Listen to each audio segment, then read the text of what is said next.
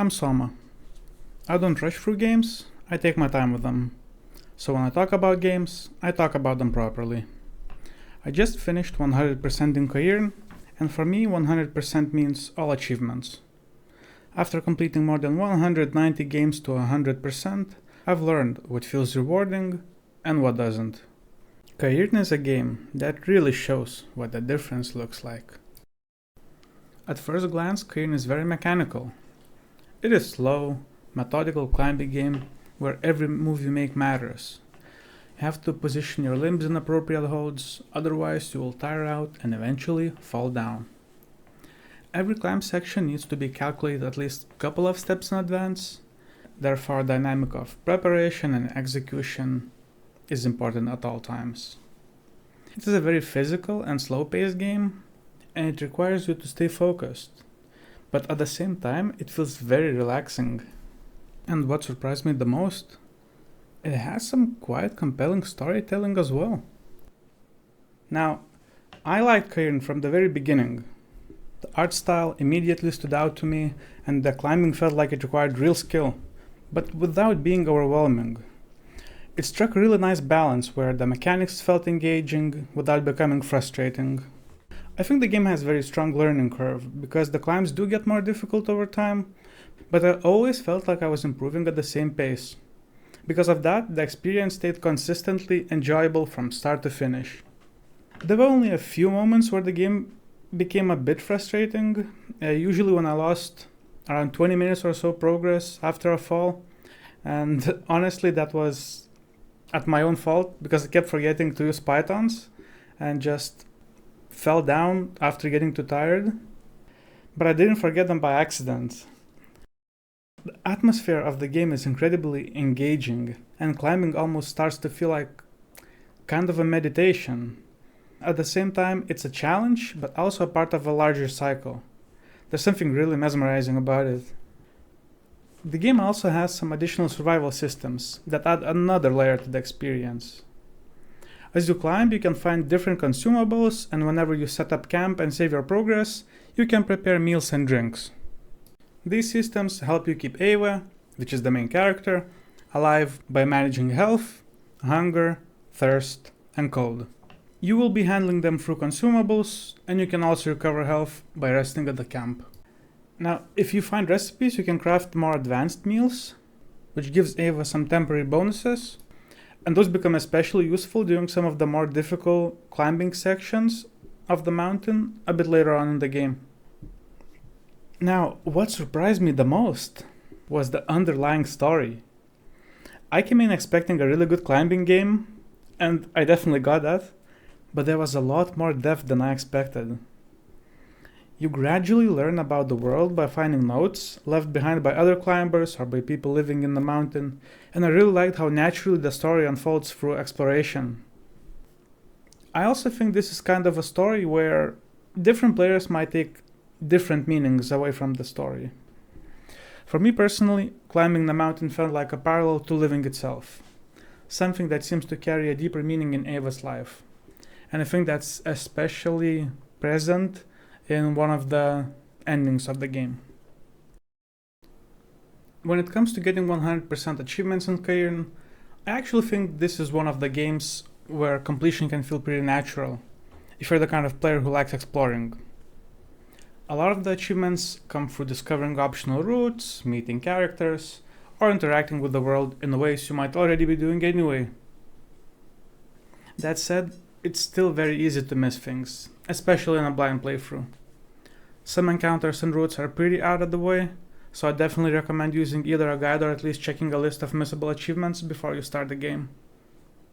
For my first playthrough, I went in completely blind and played on Alpinist difficulty, which is the default setting, and in my opinion, the best way to experience the game. There are 3 difficulty levels. The first one is being the easiest, and it lets you rewind mistakes in case you fall. Now, second difficulty is the default one, Alpinist, and I think it's intended experience. And now the third one is called Free Solo, where you can't use pythons, and if you fall to your death, the death is final. So permadeath difficulty. I played blindly and explored a little bit, and ended up with 39 out of 52 achievements by the end of my run. The first playthrough took me about 12 hours. How long to beat? On average shows 11 hours for the main game. After that, I had to do a second run to clean up the remaining achievements, which took me another 7 hours. So in total, getting 100% took me roughly 19 hours, or about 1.5 playthrough. My guess, if you use the guide, it could take about 15 hours maybe. Now, I didn't love the idea of replaying the game for another 7 hours, but honestly it never felt like too much of a drag, because at the end of the day every climb still felt quite unique. Even if you revisit the same areas, you're constantly choosing slightly different routes and solving new movement problems. Nevertheless, I still recommend doing everything in one playthrough. One thing I noticed about Cairn achievements is that following a guide actually improves the experience instead of hurting it.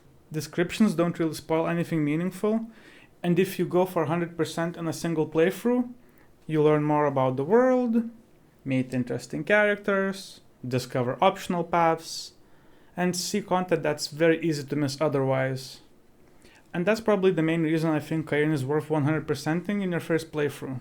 It will simply get you more engaged and familiar with the world and with the story it's trying to tell. The achievements themselves are also fairly easy overall. The hardest one for me was probably free soloing for 30 meters without using pythons, which you can do in any difficulty. However, I only managed to get that about halfway through the game on my second run, because the earlier areas just didn't have long enough stretches of a rock for a full 30-meter free climb.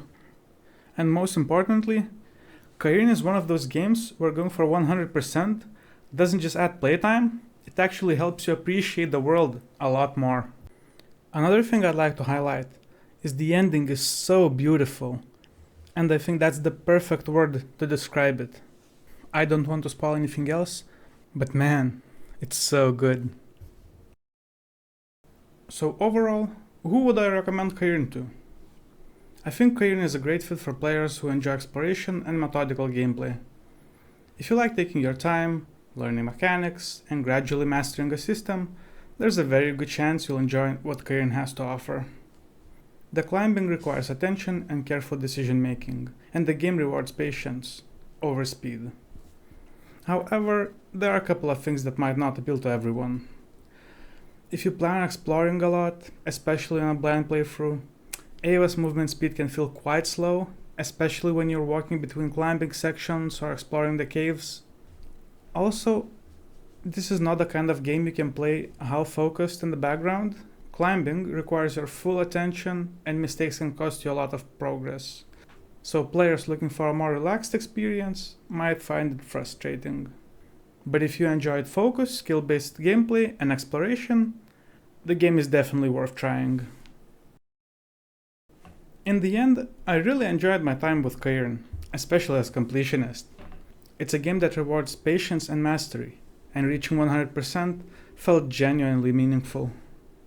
I especially appreciated how the achievements encourage exploration and helped me experience more of the world. Even though getting 100% required a second playthrough for me, it still felt worth the time. I would not recommend it to absolutely everyone, but if you enjoy skill-based and methodical gameplay, it's definitely worth trying. And if you're a completionist like me, Cairn is absolutely worth the climb. Thanks for watching, and I'll see you next time for another 100% review.